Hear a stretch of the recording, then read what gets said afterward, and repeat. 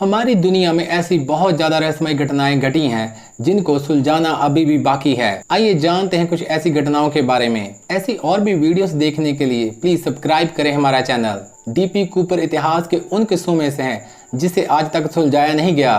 24 नवंबर 1971 को DP Cooper नाम का बंदा पोर्टलैंड सीटेड के लिए उड़ान भरता है। फिर बोइंग 727 जो फ्लाइट होती है उसे वो हाईजैक कर लेता है। उसने यात्रियों को छोड़ने के लिए एक शर्त रखी। वो कहता है कि मुझे चाहिए $2 लाख कैश और 4 पैराशूट्स। जब उसकी मांगे पूरी कर दी जाती है तो वो क्या करता है कि चलते हुए प्लेन में से वो नीचे कूद जाता है पैसे और 4 पैराशूट्स के साथ। और फिर उसके बाद डीपी कूपर का कहीं भी अता पता नहीं चला। ये भी नहीं पता चला कि वो जिंदा है या मर गया।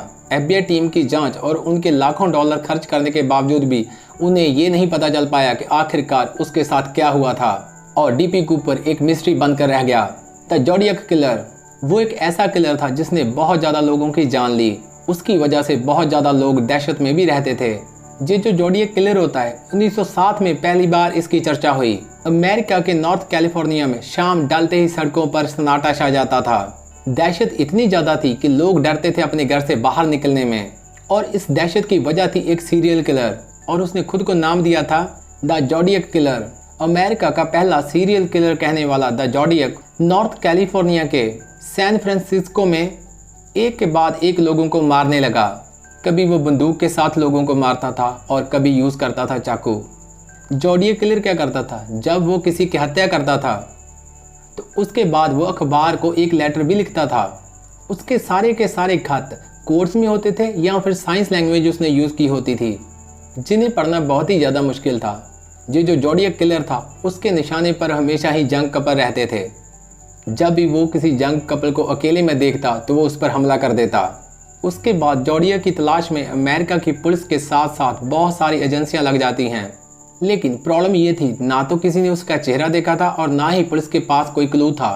कैलिफोर्निया की जो पुलिस होती है वो लगे रहते हैं, हिम्मत नहीं हारते। उन्होंने बहुत ज़्यादा रिसर्च की लेकिन ये जो किलर होता है वो किसी को नहीं मिलता। और साल 2004 में केस को बंद करना पड़ा। 50 साल बाद भी अमेरिकन पुलिस ये नहीं पता कर पाई कि ये जो जोडियक किलर था वो कौन था। और ये जो जोडियक किलर था वो आज भी एक मिस्ट्री बनकर रह गया है। द एमिटीविले हॉरर दुनिया के सबसे खतरनाक रहस्यों में से एक। 13 नवंबर 1974 की रात को रोनाल्डो डेफो नाम का एक लड़का जिसकी एज 21 साल थी वो अपनी 835 मार्लिन राइफल से अपनी फैमिली को मार देता है बहुत ही बेरहमी के साथ। और उसके बाद जब उसे कोर्ट में पेश किया जाता है वो कहता है कि उसके घर में से कोई अजीब आवाज़ आती थी जिसने उसे मजबूर किया अपनी ही फैमिली को मारने के लिए। तब सब लोगों को लगा कि वो झूठ बोल रहा है सज़ा से बचने के लिए। लेकिन इसके 13 महीनों बाद जो होता है उस घटना से लोग बहुत ज़्यादा डर जाते हैं। दरअसल इस घटना के 13 मंथ्स के बाद एक लूट्स फैमिली ने इस घर को खरीद लिया। उसकी फैमिली में जॉर्ज, उसकी वाइफ कैथी और 3 बच्चे थे। पहले दिन से उनके साथ बहुत सी अजीब घटनाएं होने स्टार्ट हो गई, जैसे कि घर के किसी कोने से अजीब सी स्मेल आना और कोने में हरे रंग का पत्थर देखना। पूरी फैमिली की जो तबीयत होती है वो ख़राब हो जाती है और जो उनका बिहेवियर होता है वो भी बहुत ज़्यादा र्यूड हो जाता है।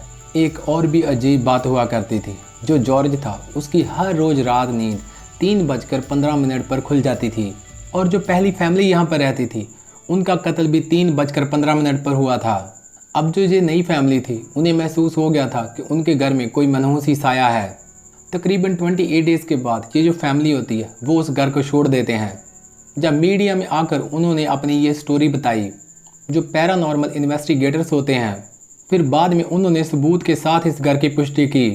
उन्होंने कहा कि ये घर श्रापित है और ये जो घटना थी वो आज तक एक मिस्ट्री बनकर रह गई। अलीसा लेम की जो घटना है वो कुछ साल पहले ही हुई है और वो एक रहस्य बनकर रह गई है।